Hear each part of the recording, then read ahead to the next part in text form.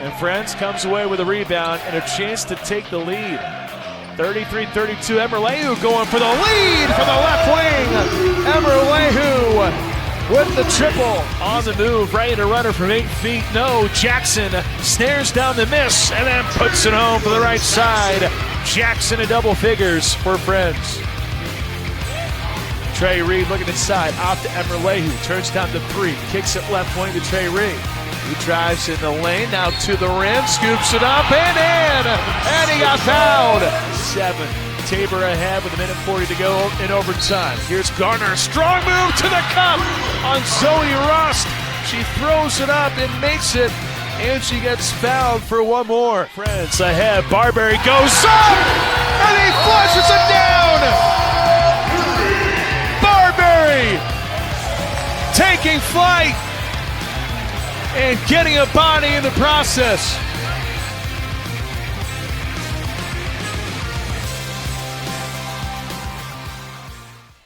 What's going on, everyone? Voice of the Friends Falcons here with another edition of the Friends Basketball Show on ESPN Wichita 92.3 FM. We're broadcasting from Walk-On Sports Bistreaux. Great place to be.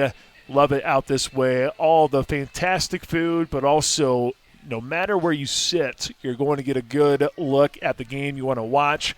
Plenty of TVs on the walls.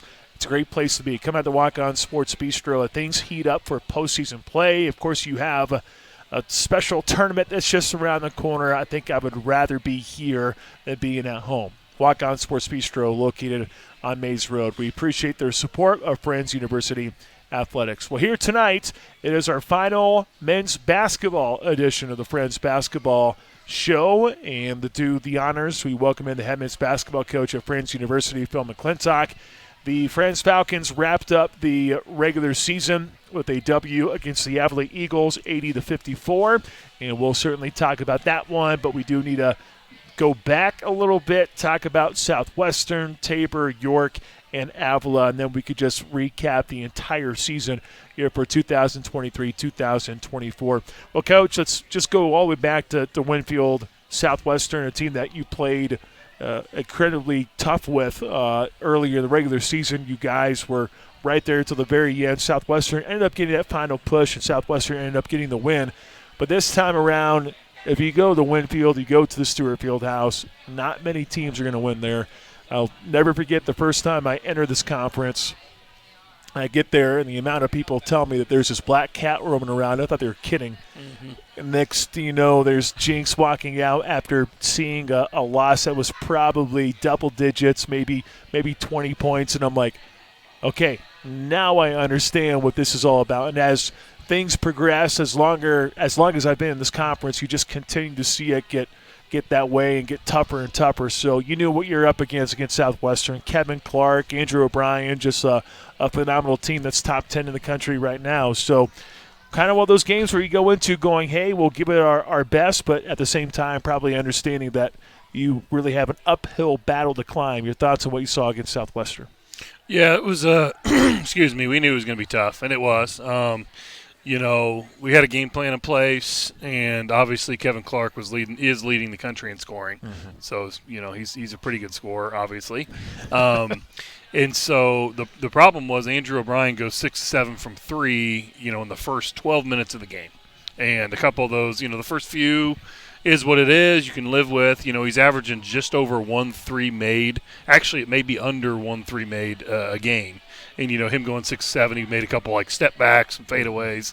He really got it going, which, I mean, if they're shooting like that, and especially him, if they have another scorer, you know, and he's their third leading scorer, fourth, they're tough. And so we competed and we battled back, and I think it was like a 9-point game at half. And so that first half, you know, we stuck with it. And then the second half, they just, you know, continued with what they're good at, and that's scoring and playing fast and playing solid defense. So there's a reason they're top 10 in the country. And so they proved that then. And it's good for our guys to be able to see that. Like, hey, this is what a top 10 team looks like on the road. And so hopefully it's something we can learn from moving forward. For sure. Well, then the game after that, you guys went to Hillsborough, took on Tabor.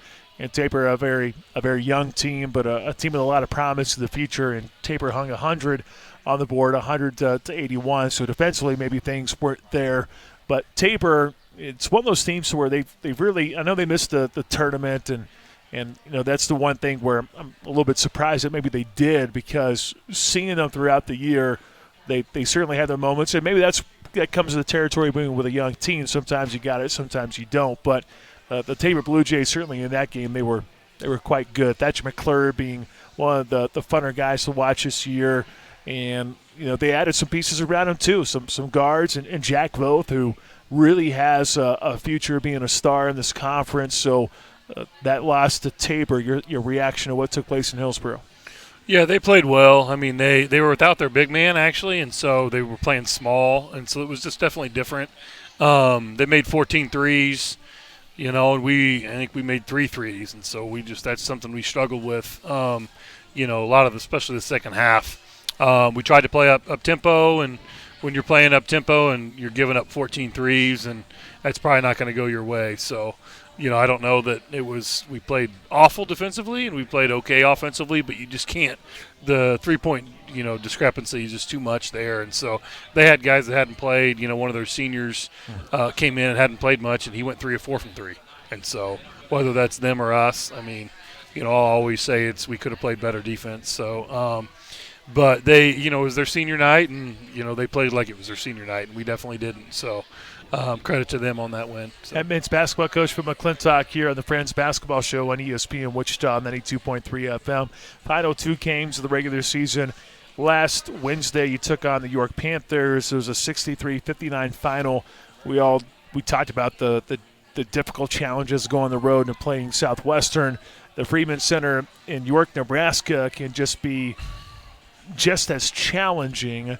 And for York, too, going into that game, the Panthers still needing to get that win and still in the hunt for a potential KCAC postseason tournament bid. So they still had something to play for. And while you guys fell behind, you guys showed the ability to come back in that game. Now, York was able to get some stops, and York made some plays. And when you get to that situation, I think we've seen that a time or two this year where you were right there with 4 minutes to play. One team makes plays. Maybe your team doesn't, and sometimes that's just a way of things just developing throughout the entire season and throughout the entire game. But hey, you guys, you competed with 1 week left in the season. Sometimes when you get down by double digits, sometimes it's over. You're going to give up and say, hey, whatever. But no, your team competed in that game at York. Yeah, we did. I was proud of them. I mean, sorry. It was tough the last couple weeks of the season because we were eliminated from the conference tournament. I think we had to probably win the Southwestern game. So our last 3 games, we were eliminated. We didn't talk about it, but, I mean, the guys were asking, and I think they had an idea. And so, obviously, that Tabor game, they were still playing for something. Then we go to York, and that's a tough place to play. Awful offensively that first half at York. Defensively, I thought we were pretty good. And so good enough to win. And then that second half, we played really well. We played really, really well defensively. We played well enough offensively to win. We didn't score the last 4 minutes and 10 seconds. And we had 3 turnovers. We went 0-3 from the free throw line. Missed some shots. There were some execution things where ran a play and, they didn't guard it well, and we could have got a layup, and we did, and it happened 3 times. And so those are just things this team has struggled with all year. And if you want to win on the road, those close games, you have to make layups. You have to execute down the stretch. You have to take care of the ball. So we were good enough defensively. Because, like I said, it was tied with 4.5 minutes left, and then we only gave up 4 points in those 4.5 minutes. But we didn't score. And so you got to be good enough offensively too. So, and we weren't. So lastly, you wrap up the regular season. Wrap up the season just in general on Saturday inside the Garbage Center. A W over Avila, 80-54 being the final. You led by 2 at the half, and I just kind of chuckled. It was the exact same score at the exact same time in the second half in which you guys were on top in Kansas City. Same score, same time frame.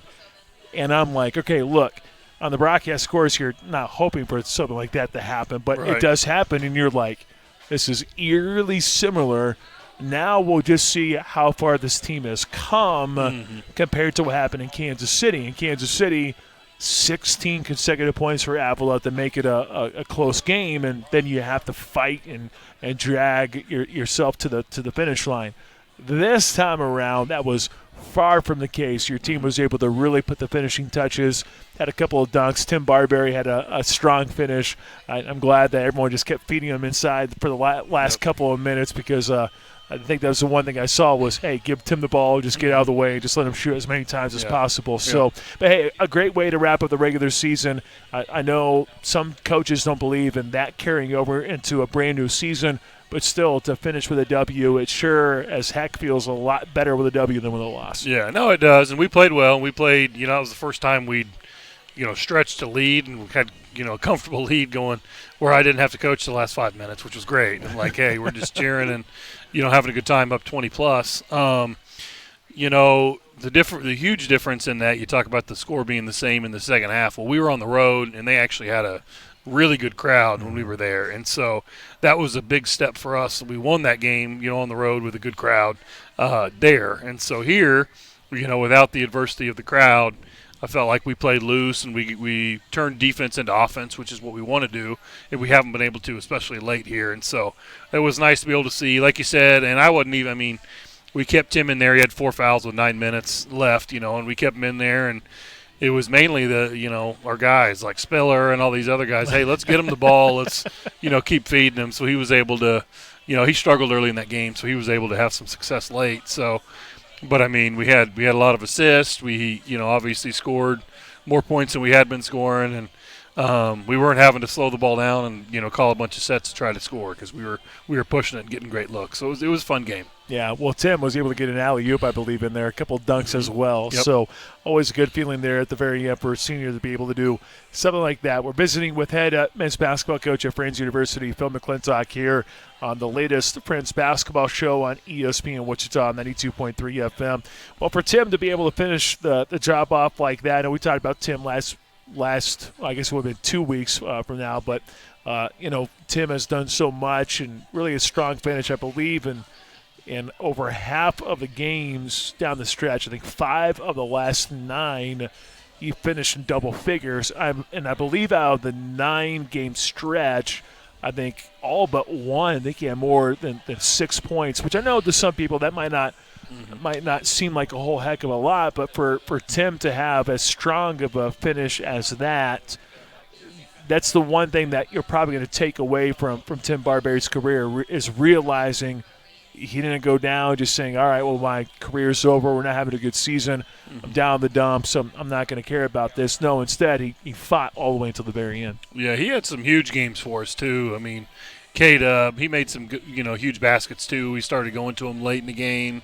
A lot of, last 10 games or so because, he started off slow, which is common. I think with a coaching change, and he'd been through a bunch of them, and so I know that was probably tough on him. And so, but like you said, down the stretch, he just, made that decision. Hey, I only have a certain amount of games left. And that was something I talked about often. Like, hey, we got guys in this room. Tim and, Drew's still a possibility. He's not sure if he's coming back. But, Tim only has 4 games left. Tim has 3 games left. We talked about that down the stretch. So, if you're trying to find something to play for, let's play for him. Because, the ball stops bouncing at some point, and it's coming up for Tim, it was soon. And so – and I think it helped with him playing as hard as he was down the stretch and playing as tough and, kind of finding his groove, which was good. Yeah, it certainly did. Well, KJ wrapped it up, too, with 21 on 7 of 13 shooting with 7 rebounds. I don't know what the official stretch was, but the amount of 20-point games he's had down the stretch, it's one of those where I just watch him and I'm just like, man, I can't wait to see what's going to happen next year with KJ Spiller. I know he'll be technically a senior next year, which is the only bummer. You don't get him for another 3 years. But watching KJ throughout this entire season has just been fun. Sometimes when guys come in, you never know what to expect. But I think from KJ from the get-go, you knew exactly what we're going to get. A guy who is a bigger body that can get to the rim, but also can step out and knock down some shots. And well, he certainly did that on Saturday with 4 threes. Yeah, he's been great. He's developed. We weren't sure. He played the 5 at his JUCO just because they didn't have any size. And so I definitely thought he was a 4. Well, now, down the stretch, we've been playing bigger lineups, and he's been playing the 3, and he succeeded. I mean, he has no problem handling the ball. So obviously against Avila, he goes 4-7 from the 3-point line. And during conference play, we're doing all conference voting, and he shoots 49% from 2. He shoots 41% from 3. Like, why is he not shooting more? And we're encouraging him to, and teams are going under because he's so good at getting to the rim. And so he just got more comfortable, and I think, usually with transfers, in our league, anywhere, if you say, hey, what you get from the first year, they get way better the second year. So they take that leap. And so I'm excited to have him back. And I think he can be more of a distributor. I think he's willing to do that. If we can get some shooting around him, it'll open up driving lanes. But, I mean, he's going to be an exciting player to have next year. So, and he had a great year this year. Yeah, and that's the beauty of really this team. You lose Tim. You could lose Drew. But for the most part, if everyone wants to come back, everyone can come back. And maybe that's the beauty of this season. You take your lumps now in a season where you bring back so many NAIA tournament teams that have so much talent, but now next year you look in the future and you're thinking, well, maybe there's something that can be done there. But looking at the entire season as a whole, you go 9-18 overall, 6-16 in conference play, which that is more than what took place last year. So that in itself is certainly an accomplishment. But if you go and look at just the entire season, I just wonder how many of the games, or maybe you know this, I didn't go back and actually track it all, but how many games you guys were within one possession with 3 minutes left, how many games you guys led at halftime. I bet you if you look at the 22 conference games, I bet you over half of them, or nearly half of them, you guys were right there until the very end. And as a first-year head coach, I imagine that has to be encouraging. Yeah, it is. I mean, I haven't done the math. That stuff doesn't matter to me as much. No moral victories. I have a pretty good memory when it comes to games we played. But we led some good teams at half. We were in some good teams. We lost some games that were the weirdest things I've seen in my career. Probably at least 2, but maybe even 3 or 4. And so I feel like we got a lot of that hopefully out of the way, and we've learned from it. It's just hard to win. It's hard to win in this league. It's hard to win college basketball games. So you have to celebrate, and you have to learn from it because you never know what it's like until you're there. And who's going to step up and who you can count on late in games. And I tell our guys that all the time. So I mean, yeah, this year has been wild. We've been in. There have probably been, and 2 of them were down the stretch, but I think 3 total conference games that we weren't in. One of them was at Oakville. One of them was at Southwestern.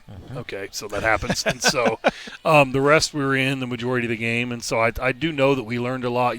This was my first year. I learned a lot and have a lot that I can take from it. And I'm super confident with the group we have returning, and we'll obviously add a few pieces. But, I mean, our sub-varsity team against other, sub-varsity teams was 14-2. We have a ton of good players in our program. And so I'm excited, moving forward what we have. Yeah. Well, I guess at one point do you sit down and actually look at this past season and analyze film and try to figure out what to do for next year?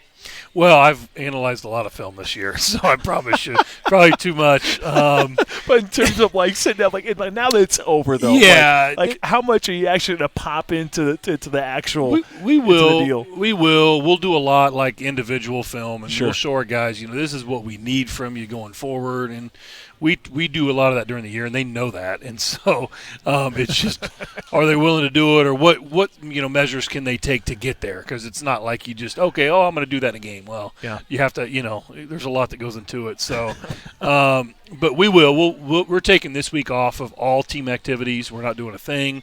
Us coaches are obviously, planning and, recruiting, which is a big time to recruit. We're excited about that.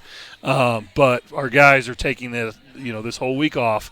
Then we're going to hit the weights. Then we're going to get back in the gym, and we're going to get moving. So, because there's, like I said, 9-18. It's just not good enough, and so, and especially here at Friends, and we want to be successful and we want to win championships, and we have a ways to go. But I'm encouraged with what I saw, with who we have returning, and I'm excited about next year. I know there's one guy who's excited for the offseason, and that's Joe Belden. I know he's really excited, and he's loved our group, and I have too. I would not say this if I didn't mean it. I've really enjoyed the majority of the time that I've spent with this group. It's been good, and there are times when you have a bad year, and it's not like that. So they really are. They're bought in, I feel like, and they want to do the right thing. We just got to teach them how to do the right thing. So yeah.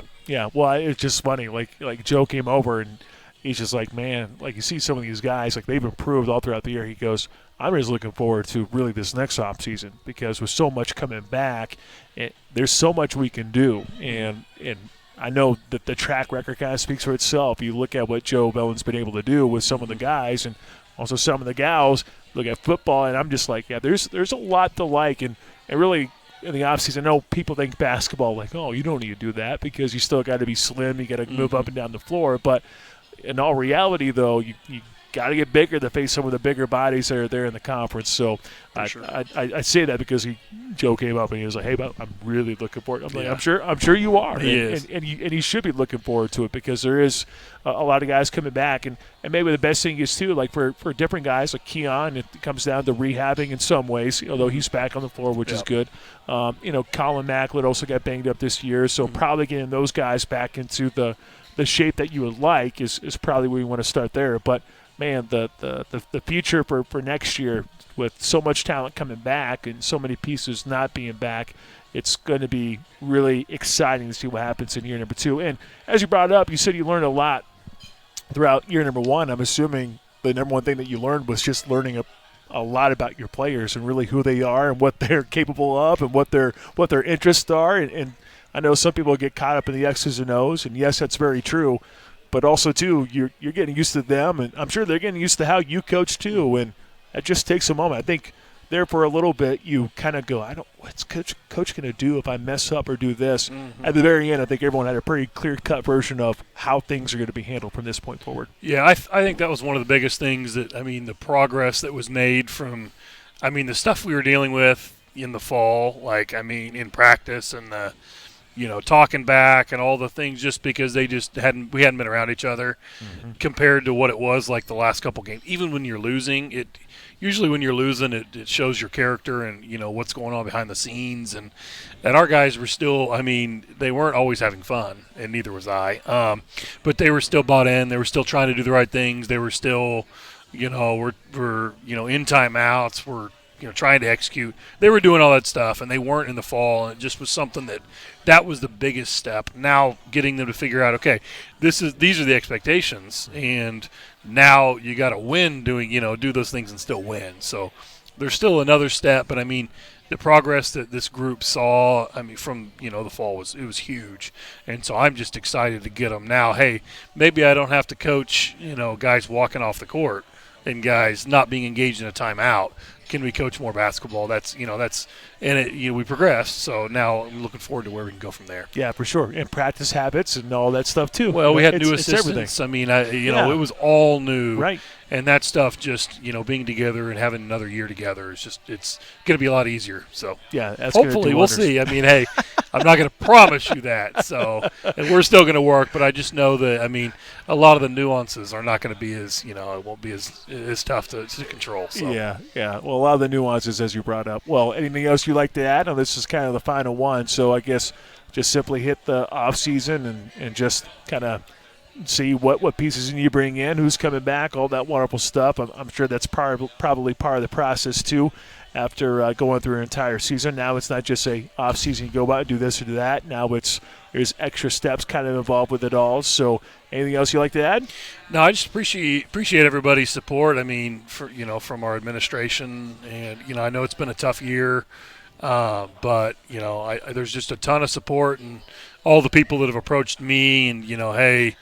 I see the progress. We're behind you and the guys, and I appreciate that because that's not always easy to do after first year, and it's been tough. But all the text and I know people see that it's going in the right direction, and I just appreciate the support. And I'm excited to hit the ground running, obviously next year, and in the recruiting process, and I promise things are going in the right direction. We're going to win games, and we will, and it'll be soon. So.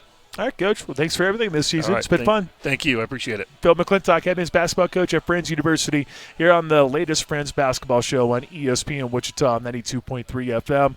The Falcons wrapped up the season on Saturday with a win against Avila, 80-54, being the final score from Wichita, 9-18. Under first-year head coach Phil McClintock, 6-16 in the KCAC. But a lot to like looking forward with the amount of talent that could be coming back for 2024-2025. Of course, we got a little ways to go before we get to that point. But regardless, looking forward to the future at Friends University under Phil McClintock's leadership. Well, that does it for us here for our latest edition of the Friends Basketball Show from Walk-On Sports Bistreaux. It's been a lot of fun bringing you the Friends Men's Basketball show here on ESPN Wichita. We'd like to thank Walk-On Sports Bistreaux for the access throughout the entire year. Appreciate their support. It's always great to come out here. Always enjoy it. The food is always phenomenal. And, of course, all the TVs on the walls. If there was ever a place to catch a certain tournament, this would be the place to do it. Walk-On Sports Bistreaux, located on Mays Road. Of course, we'll have one more Friends basketball show for sure, which will be with head women's basketball coach Dean Jaderston. Of course, we still got some games left there for the Friends women's basketball as the Friends Falcons are set to take on the Bethany Swedes in the first round of the KCAC postseason tournament. You can catch that game at 7 o'clock from inside the Garvey Center. Best of luck to Dean Jaderston and that women's basketball team. Well, on behalf of Phil McClintock, I'm Pat Strathman saying so long from Walk-On Sports Bistreaux. Thank you so much for watching and listening to another edition of the Friends Basketball Show on ESPN Wichita 92.3 FM.